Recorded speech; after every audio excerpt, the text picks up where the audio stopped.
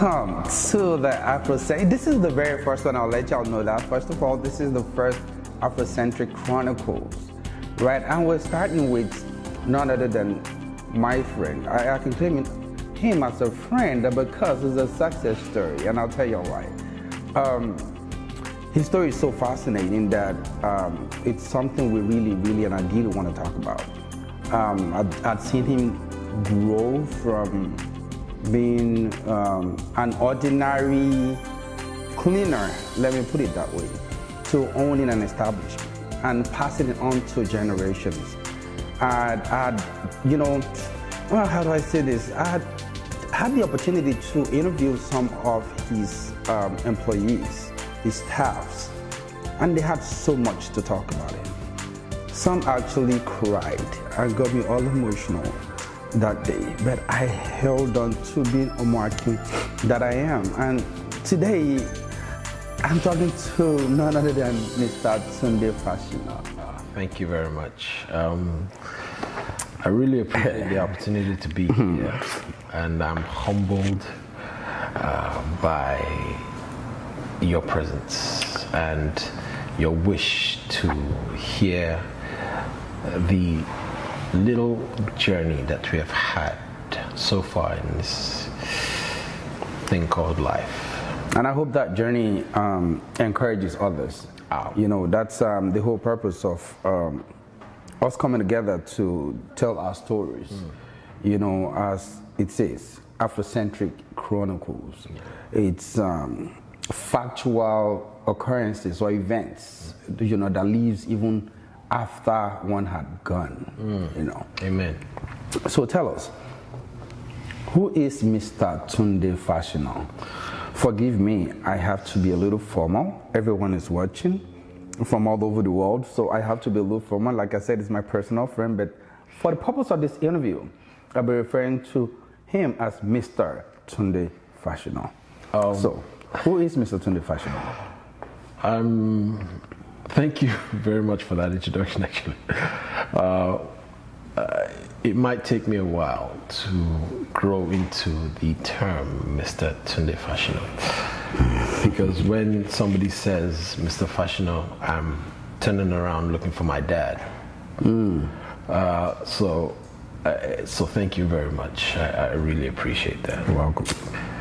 Well, to answer your question is, I'm just an ordinary individual that came from humble beginnings. Grew up in Lagos, and I grew up with the identity of wanting to be greater, wanting to be better. I believed my ideologies in life started when I was young and formulated when I was in my early to mid-teens. And it was quite simple. I wanted to be an example. I wanted to do things the correct way. I wanted to bring people out of their mindset of limitations. I believed whatever situation that you're in could always be improved. And I also believed in the community I came from.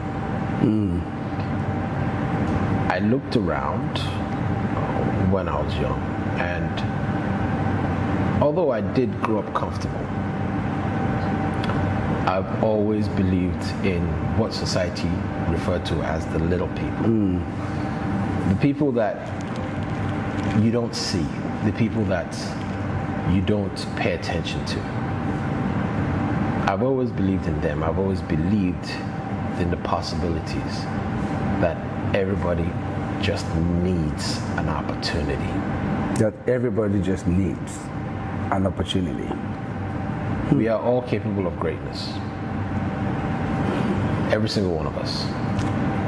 All is lacking is an opportunity to show that greatness. And that's coming from a positive mindset, though.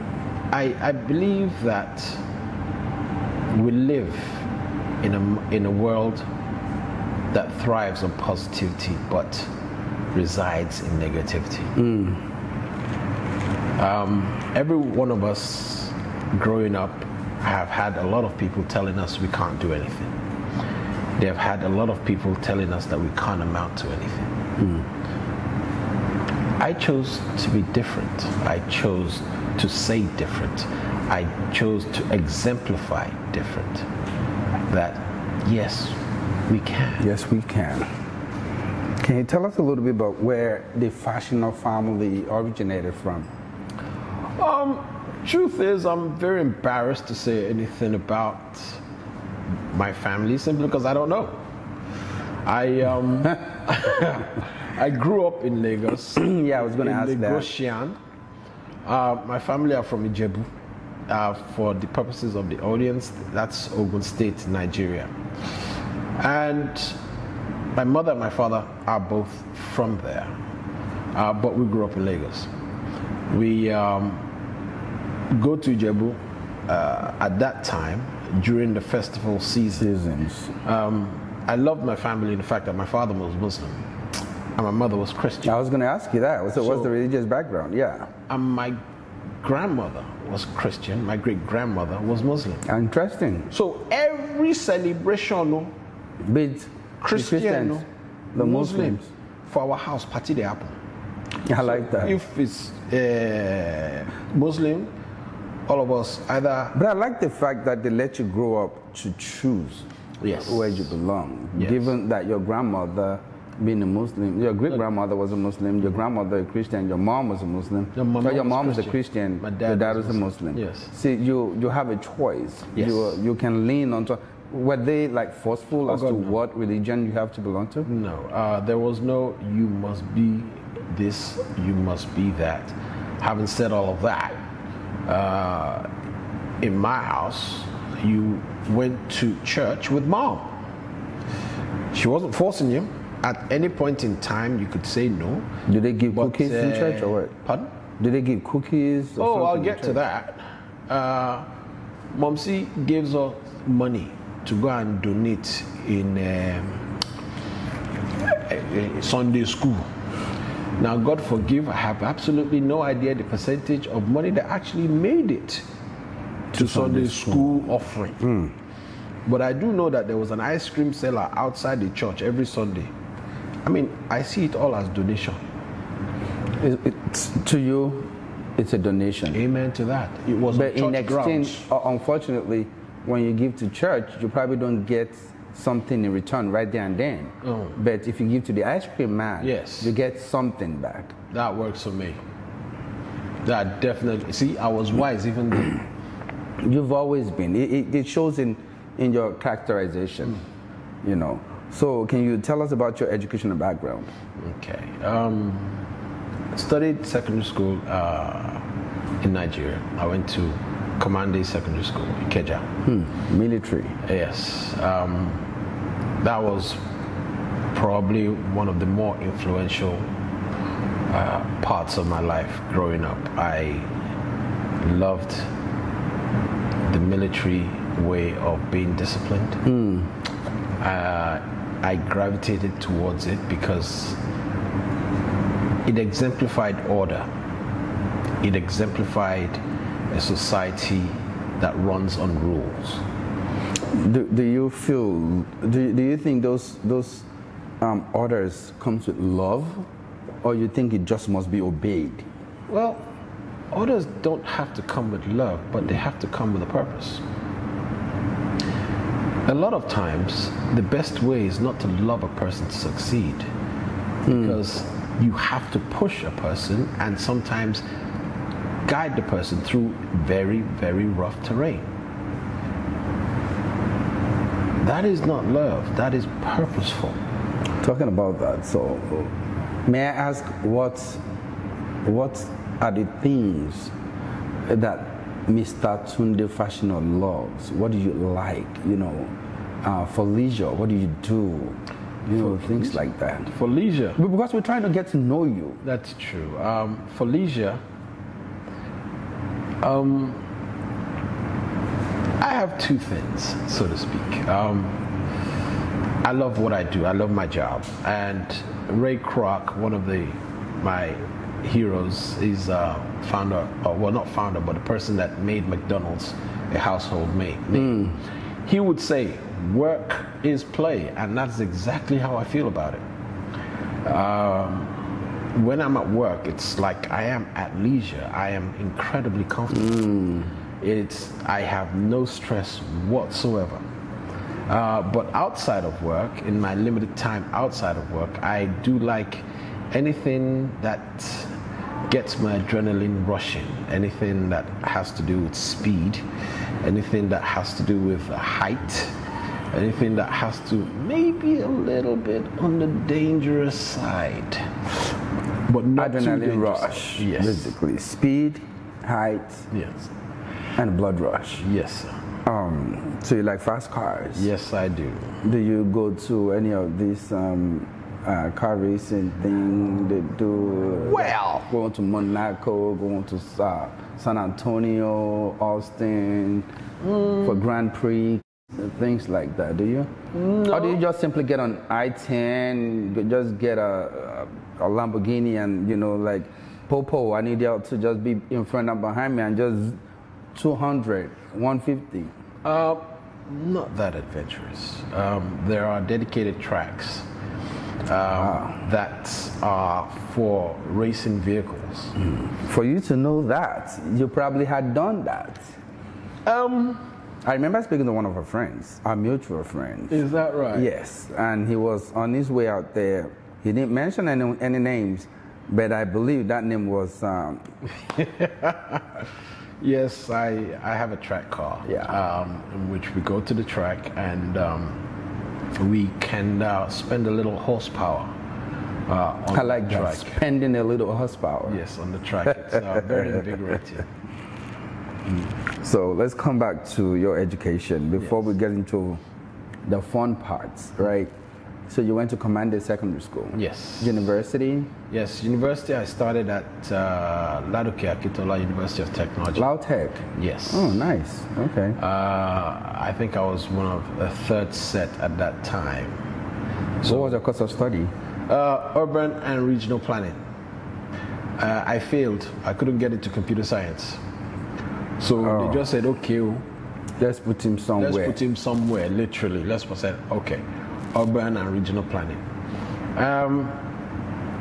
I hated the course at the time, but in my later years, I happened to think that was a fantastic course. Because I'm thinking, because we're still going to get to your stores, how well they are arranged, yes, how neatly they are, right, you know, put, and I think that probably must have played a role in it, probably.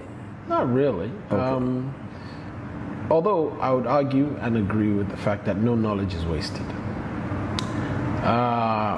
But it didn't play a role as much as other experiences, which I'm sure which we'll still get to, right? Later. So let's now come back to the educational background. So you went to Lautech, Urban and Regional Study. Yes. Commande Secondary School. Yes, sir.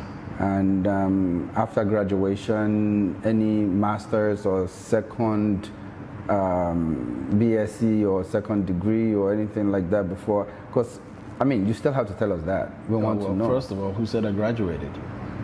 I wouldn't know. I'm asking. You asked. I didn't graduate. Okay. Actually, I spent 2 years at Ladoke Akitola University. But there were quite a few strikes. And that can linger to like 3-4 years. Yeah, so at some point I came home. And Momsi just said, in a space of 2 weeks, time to go to London, mate. I'm like, I like to say, time to go to London, mate. Yeah. I'm like, hold on. I just came home, and then next thing you know, I was being shipped abroad. You were shipped abroad without your consent. It's when you're growing up, you don't exactly ask. In an African home. In an African home, you don't exactly have a choice when the parents have already made it. It's a question of parents. Go here, yes, ma, yes, sir. because the alternative was not good. Let me wear my face because I tried it sometime. So we followed orders and we went to London. But that is where I would suggest that my mom did the best thing that she could ever do, which was she gave me £250. Told me, buddy, you're on your own. Go find yourself. And then literally got on a plane 7 days later, and that was it. Wow. I was 21 years old at the time. Let me bring you back home before we go to the UK. Are you the first? Yes. Of how many? 6. You're the first of 6. You have younger siblings? Yes. How many boys, how many girls? 2, 3. 2 boys, 3 girls. Yes. Plus you making 3 boys, 3 girls. Yes. Are they all here in the States? No, they're scattered all over the place. Your dad had children. He was the father of many nations. I want that. Oh, can I say that? You said? Okay. Yeah. Yes. Yes. Don't mind him, fellas. Yes. But yes, of course you can. Yes. Yes, he had a lot of children. 6 is not so much given an African parent, compared to my father, who had 17 children. Now that's what I call a viral man. Right. Man, I don't know how that got in. I'm sorry, cut. No, I'm just playing. But yes, that's the true story. Wow. That's the story of me. And but we're talking about you because we're trying to understand and know who Mr. Tunde Fasina is, right? So now, at the age of 21, you got shipped, like you said, to the UK. Yes. So what happened thereafter? I stayed with one of my mom's friends for a year. And used that period to have a look at the land, to look at the options that were available to me. And at the end of that first year, I enrolled myself in school, into a college. Yourself? Literally, yes. And got into stage 1 computer science, which was what I wanted to study. Initially, Lautech, yeah. Lautech, Nigeria. So I got in there and literally worked my way through school. And there was no strike? Thank God for that. No strike. So but here, you remember when I said, after you graduated, you said, yes. Who said I graduated? So by this time, can you tell us, did you graduate? Yes, I did. Because I don't want to be too forward this time, okay, you know what I mean? Yeah. I did graduate. So, yeah. After graduation? Yes. After graduation, then I went to work. 9 to 5 or? 9 to 5. And I went to work. I was a software in IT, so to speak. And I'd worked in the IT field for 6 years. You put in some time. Yeah, we spent some time there. It was exciting, but although financially rewarding, not really personally rewarding after a time. I'd realized that was not really what I wanted to do. And that leads me to the dream. The dream. Yes. So now we've talked about your transitioning from, Command Secondary School to Lautech and being shipped to the UK.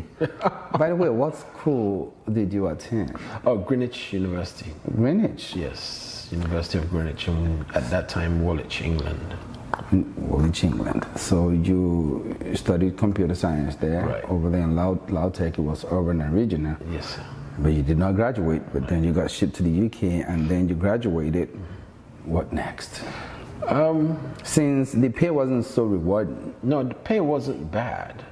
But it was the satisfaction. The fulfillment. I see what you're saying now. The fulfillment wasn't there. I became a robot, so to speak.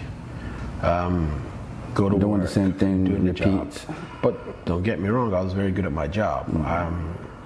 I've always done, I think, a very good job anywhere I've ever gone to. I've always believed in being the best at everything I do.